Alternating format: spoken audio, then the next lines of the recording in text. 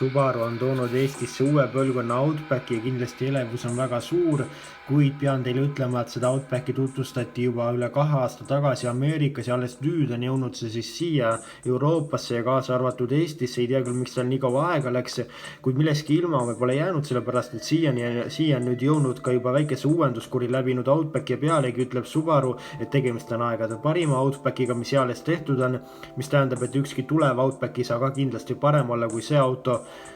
Nii et uudistamist on siin küll.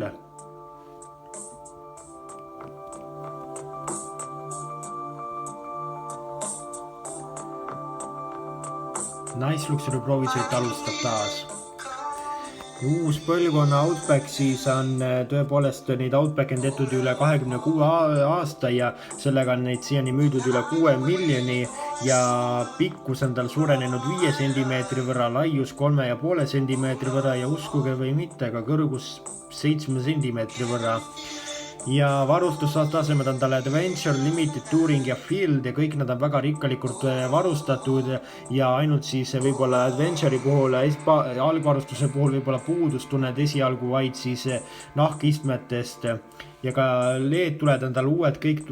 valgusallikad peale siis suunatule põhinevad nüüd LED-tehnoloogiale ja tõepoolest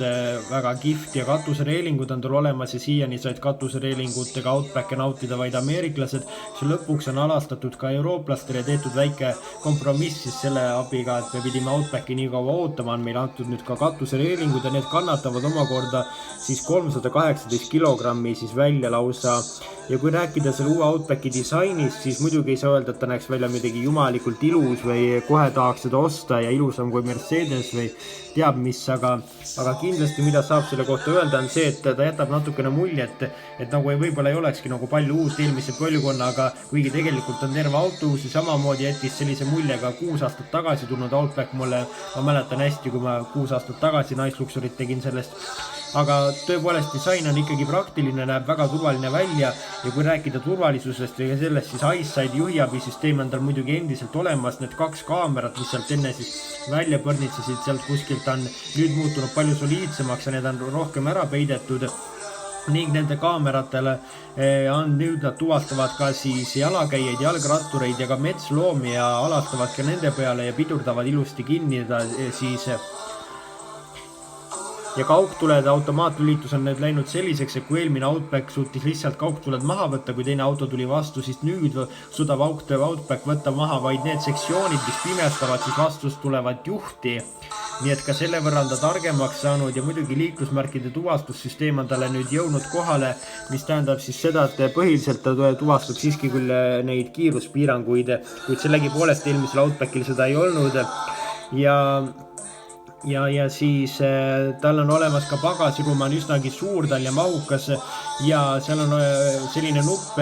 mille siis seda vajutades sulgub pagasiruum ja peale seda ka kõik uksed, mis on ka siis selline huvitav lisa siis nüüd juurde tulnud Outbackile ja tal on siis olemas veel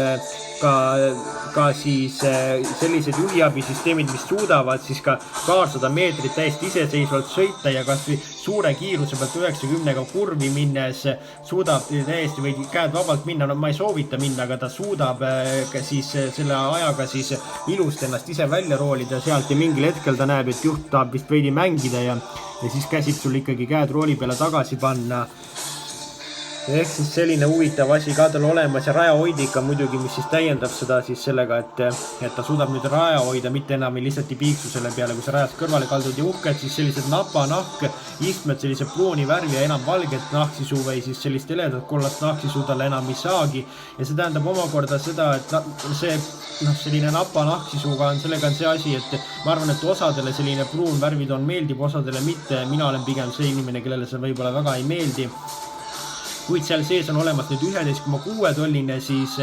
näidikupaneel ja eelmise 11,6 tolline siis see multimeediasüsteem eelmise siis 7 tollise asemel. CD-mäng on sealt küll ära kadunud, kuid Android Auto ja Apple CarPlay ühendamisvõimalused on seal väga hästi olemas ja tõesti see näeb väga suur välja ja väga kihvt välja ja tõepoolest ühelgi Subarul pole nii ägedat, Legacy'l on, aga see on ainult Ameerikas ja alles on talle ka jäetud siis ka analoognäidikud siis täiesti sisse, mitte ei ole mingit suurt virtual cockpit'i seal ja lisaks sellele kõigele muidugi seal siis igal istmel ka oma istmesoojendused ja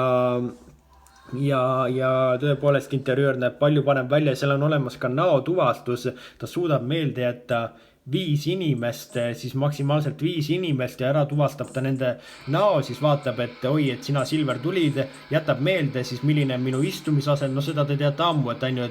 et auto suudab võtta siis sinu nii-öelda kuju siis oma istmega, kui Outback suudab sellele lisaks jätta meelde, palju sa tahtsid, et sul kliimapaneelil siis seda kraad oleks, mis raadiokanal sulle meeldis, milline meeleoluvalgustus sulle meeldis ja kõik need asjad ta suudab meelde jätta ja kuni 5 inimese puhul on ja see näitab seda, et ta on pereauto, peres on võib-olla 5 inimest ja kõiki nende vajadusi ta arvestab ja jätab meelde ilusti. Ja tõesti, see on ka väga äge lisa siis tema puhul.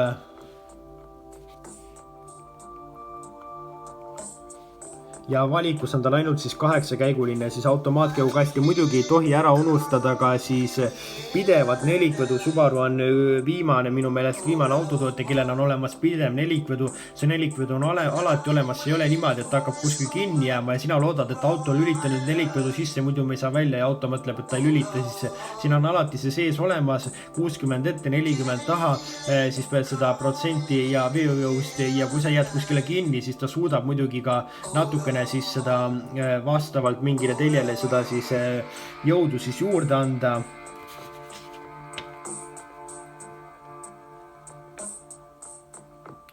Ja siis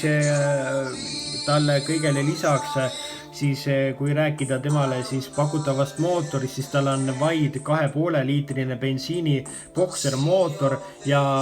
kui loogiline oleks praegu siit mõelda, et ilmselt sellel mootoril on küljes ka siis e-Boxer ajam, nii nagu on see küljes siis see hübriidajam, nii siis uuel Foresteril kui ka X-veel, siis paraku see nii ei ole, sellel mootoril ei ole hübriidajamid küljes. See tähendab, et see 2,5 liitrine bensiinimootor on üsnagi janune ja janune tähendab seda, et 8, 9 või isegi 10 liitrit 100-le võib olla täiesti siis keskmine kütusekulu. Kui me räägime selle 2,5 liitrise mootori jõust, siis tal on 124 kilovatti ehk siis 169 hobujõudu ja 5 kilovatti on sealt kuhugi kaduma läinud. Eelmisel Outbackil oli ju teadupärast 129 kilovatti, nüüd on 124 kilovatti. Ja kuigi, kui sa mõtled, et kas see on ainus mootor, mida Outbackile siis saab, siis tegelikult ei ole. Ameerikas saab talle ka 3,6 liitrise Boxeri järeltulijat ehk siis 2,4 liitrist siis Boxer mootorid, mille topeltturboga on saadud sealt siis sama palju jõudu, nagu oli 3,6, ehk siis 190 kilovatti ja 260 hobujõudu. Aga kui sa seda mootorit tahad, siis sa pead minema Ameerikasse ja võib-olla sa ei saagi seda siia tuuvast, et sellel on suur kütusekulu, veel suurem kui sellel ja kõik need euronõudmed ja asjad ka veel juurde. Ja kui me räägime ta varustusest ja hinnast, siis hinnaga on selline asi, et tema hinnale on tulnud üle 5000 euro juurde võrreldes sellega, kui sa said siis 6 aastat tagasi uue Outbacki hind algas siis 29 500 eurost, siis nüüd sa pead leidma enda rahakotist igalt poolt üles 35 000 eurot ja Adventure siis algvarustus on siis sellel siis pole siis selliseid Star Treki istmed, need Star Treki istmed on sellised istmed, mis hülgavad vett ja need on olemas vaid parematel varustusastmetel ja 18 ollised valuviljad puuduvad ka sellel, muidugi pole sellel nahksisu, kuid sellel on olemas 11,6 tolline see näidikupaneel, tähendab see siis see multimeediasüsteem täiesti olemas, kuid Ameerikas seda algvarustuses pole, kuid siin on olemas ja Herman Kardoni helisüsteem oli varasemal Outbackil ainult Summit varustuses, kuid nüüd on see kõikides varustustes täiesti olemas, nii et igas varustuses saad sa tunda väga head siis helisüsteemi. 11 kõlariga on see helisüsteem ja Field varustustase on üks kõrgemaid varustustasemeid ja sellel varustusel on siis olemas juba siis ka alumiinium siis pedaalid ja elektriliselt siis reguleeritav katuseluuk ja igasugused siis muud sellised asjad. Ja 41 000 eurot algab kõige kallim Outbacki ehk siis touringu versiooni siis hind.